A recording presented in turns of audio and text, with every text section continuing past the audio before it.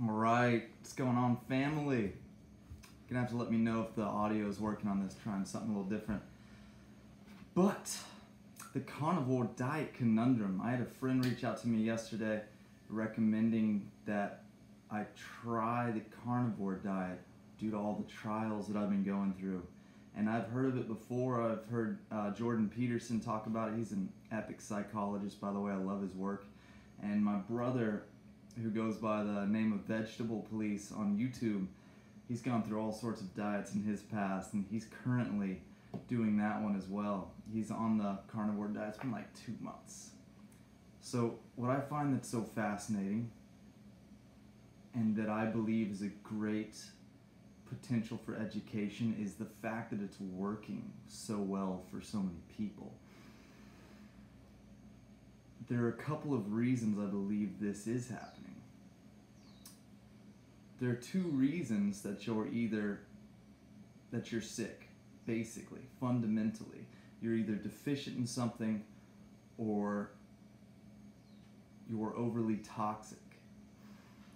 When you look at the animal or carnivore diet, it's basically an elimination diet that has pretty much your RDA of everything. It's a little low in thiamine and potentially vitamin C.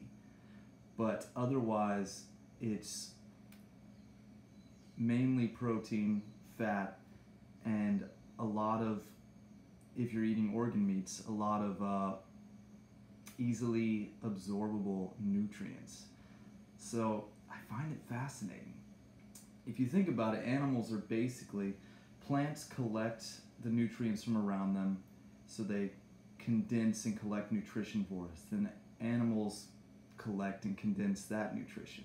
They also have the potential to collect and condense toxins as well. So certainly sourcing is something that needs to be looked after. Also, animals and animal products are higher in ages. Glycation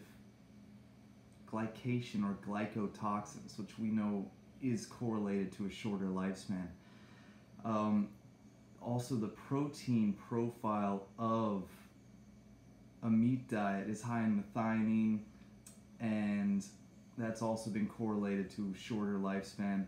So I just really wanted to jump on here and share my fascination with it. Here's my main issue. I've expressed before that if I didn't have the ability to supplement, I wouldn't be a vegan. If the grid went down today, I would fish and hunt boar. But I'm in a position to where I don't have to do that. I can generate amino acids by fermentation of bacteria, which I find fascinating.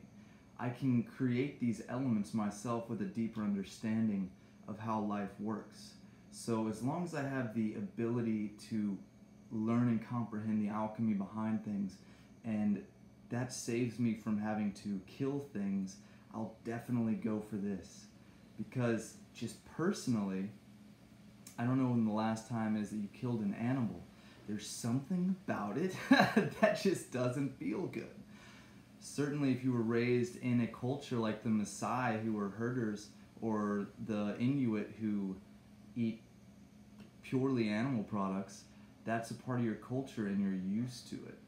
But for me, if I don't have to and I can avoid that process, I certainly will. Ultimately, biodynamic farming, if we're looking for a real solution, because we're always trying to break things into pieces.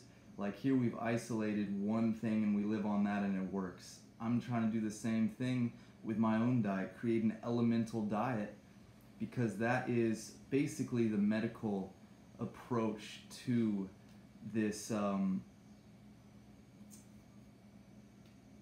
to creating a, what's the word again? An elimination diet.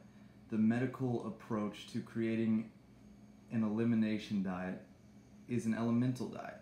People with SIBO who have problems digesting plants and carbs can get on an elemental diet because it's extremely absorbable and it has everything you need in it. So that's basically our man-made form of this carnivore diet. And that's the direction that I'm interested in heading in, because as for a sustainable approach to actually healing and supporting our environment, we have to learn to create these things, because just looking at the statistics of what it takes to raise these animals, and then the process that it takes, and morally how it feels, and the side effects that are there as well, because like I said, they can carry or concentrate certain toxins or potentially elevate things such as ages. That's the direction I'm more interested in heading in while we have the technology. But ultimately, biodynamic farming, which most people aren't aware of yet, created by Rudolf Steiner, looks at farming as a complete organism. And that includes the raising of livestock. And the livestock's manure is used to feed the plants, and the circle and cycle of life continues. And in that approach, you are using animal products, you are eating plants as well. It's more of a balanced diet that feeds and cultures the life around it. Biodynamic farms are amazing. They're beautiful, and the animals are respected. It's part of the entire organism. But when we cut things out like this with our intellect and dissect it into pieces, and we decide we'll just eat this, it's burning fields to plant crops to feed these animals, and losing water and resources like phosphorus to grow the plants, that then runs into the water and then destroys the ecosystem by feeding algae. There's a lot of side effects that are horrible when you feed that kind of a diet. So if you aren't cultivating a biodynamic farm to live off of the meat that is supporting the ecosystem, you are, in a bigger sense of the term, killing yourself. You're destroying your environment. So if that is your solution, you haven't thought far enough. And we need to find a solution that does not impact our ecosystem in that way. And it's just amazing. It says a lot that this is where we are willing to go to find health. And that's how difficult it is for some people. I've been watching Vegetable Police for years try all sorts of diets and going up and down, and starting from really difficult health problems that he's healed and elevated, but still in pursuit of better, which I can totally relate to. And so it just really says a lot with how far we're willing to go. We'll isolate and live on just this, just to feel better. I'm willing to fast all day and concoct a smoothie, a elemental diet, just to feel better. That's the situation that we're in as a whole, as humanity. So I'm looking at this craze as an opportunity to learn and really understand what it is that might be working for people, and then find a way to integrate that into my approach, into my elemental diet. And ultimately, the word that has to be spread is biodynamic farming. That's the solution. We need to support biodynamic farming. Organic is right about here, biodynamic is way up here. So look for biodynamic foods, support that organization. I got this farm that I work on certified in both organic and biodynamic practices. I understand what goes behind both of them. It's much more difficult to get a farm biodynamically certified, and it is much more sustainable, and it's just a righteous and educational process to understand what goes into creating a sustainable way of living in your own farm or organism is enlightening, to say the least. That's the solution. It really is. And right now I'm cultivating a micro solution with my elemental diet, and what has gone into me understanding each individual element has been a microcosm of what it took to understand all of the elements that go into nurturing a farm, to grow the fruits, to feed the livestock. We don't have livestock, so to speak, but there's wild chickens and pigs, so that's where we come in with that. But ultimately, it's all integrated. and it's a beautiful homeostasis. But when we're just cutting things out and isolating individual things, guaranteed that karma and that effect on the environment is also going to be mirrored somehow in our body, either through the over-acidification. Guaranteed it reshapes your microbiome. That's been demonstrated. A more acidic microbiome, a more acidic digestive tract. And what I've also heard anecdotally from individuals who go carnivore diet, whenever they start adding things back that might have bothered them, it's like a catastrophic event. It's a much worse situation than it was when they started. And that leads me to believe a majority of the issues is in the microbiome. Just as a majority of the issues with our ability to farm and prevent bacteria and fungi from destroying our crops or killing our animals has to do with the health of our soil, the microbiology, the life that transmutes and does the magic. It's bacteria and fungi are at the very base of the magic that is life. They turn rock into food. You know, they release phosphorus and condense nitrogen. That's where the magic is. And so that's probably where the problem is. In the microbiome, the bacteria aren't there to protect or transmute these plant toxins, because plants have their own defense mechanisms that can be transmuted or halted from affecting us, and also being able to transmute the fibers into beneficial elements as well. And lacking that in our crop industry is causing us to create and grow food that is missing nutrients.